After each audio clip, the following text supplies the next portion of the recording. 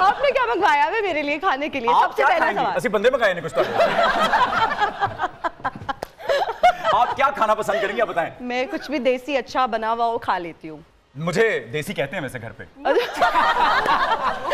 Okay, सो वैसे रविंदर जैन साहब जो हैं वो नाबीना थे, देख नहीं सकते थे, लेकिन मुझे लगता है कि अगर वो देख पा रहे होते तो वो यकीनन आपके लिए नगमा लिखते कि जिंदगानी में कोई रंग नहीं मेरे बिना, मैं हूं खुश रंग है ना। वाह वाह वाह। ज्यादा तो नहीं कह दिया मैंने? नहीं बिल्कुल ठीक कह रहे हैं। आपकी जेब नहीं है ना, अपनी तारीफ से आप ही ठीक हो गई, कच्ची हो गई। पाकिस्तान की जो आबादी है, आप मुझसे एग्री करेंगे बच्चे, 64% यूथ है, राइट? ऐसे ही ना? तो 64% यूथ जो है हमारी, उसमें से मोस्टली बेरोजगार हैं। लेकिन आप कम उम्री में ही बरसरे रोजगार हो गई। आपके हाथ कहीं वो शी जी पिंग की पर्ची तो नहीं थी? मेरा जानने वाला शी जी पिंग। हाँ, we are friends like। I think I've been very fortunate, अल्हम्दुलिल्लाह। डिग्री जैसे ही मेरी अभी थीसिस चल रहा था इनफैक्ट, और मैं पब्लिश कराने के लिए ही चक्कर लगा रही थी, प्रिंटर्स के पास जा रही थी, और अचानक से एक दिन कॉल आती है और बस अपॉर्चुनिटी मिली और अवेल की। ये जो कॉल आती है इसके पीछे की एक और कहानी है दोस्तों, भाई बुजुर्गों, कि पंजाबी का मुहावरा ना कि अग लैन आई ते घर वाली बन बैठी। अपनी सहेली ना गए सुन, एक टीवी चैनल पर गई और वहां के एक बहुत मशहूर शो की को होस्ट बन गई। ऐसी किस्मत तो भाई किसी सियासतदान की भी नहीं, कैसे हुआ?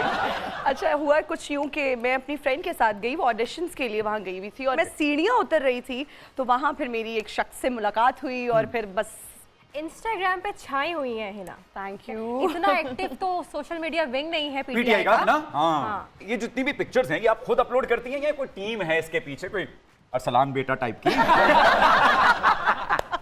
कोई टीम नहीं है, और अरसलान बेटा तो मैंने खुद नहीं रखा हुआ।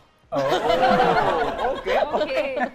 अच्छा हिना, हमने सुना है कि कोई खाने की दावत दे तो आप कतलम्मे भी नहीं छोड़ती। मैं दसना ओ भाईजान, कतलम्मा खान आसे अगली मियां नहीं तो बाबू साहब एंटरटेन तो पहले तुर बंदी कि उत्थे कतलम्मा मिल इतनी अंदर की रिपोर्टें आई कहां से, मुझे बता दे। आपको किसी एक दिन हमने कतलम्मा ओढ़ के सोते देखा था। अच्छा मुझे एक बात बताइए, आपका जो लाफ्टर है बड़ा शानदार है, बड़ा जानदार है, इसलिए मीडिया में बहुत से लोग आपको शकीरा मंगेशकर भी कहते हैं लाफ्टर। मुझे एक बात बताएं कि ऐसा तो नहीं कि बचपन में आपको डांट पड़ा करती थी इसी हंसी की वजह से? नहीं, मैं बचपन में बहुत सीरियस हुआ करती थी और बहुत नर्ड थी और बुक वॉर्म थी, और मेरे बहुत अच्छे ग्रेड्स आते थे। स्कॉलरशिप पे मेरा एडमिशन हुआ।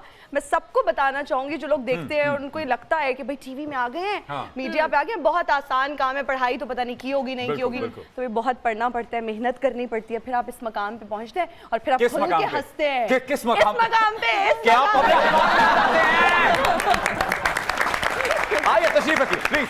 Thank you.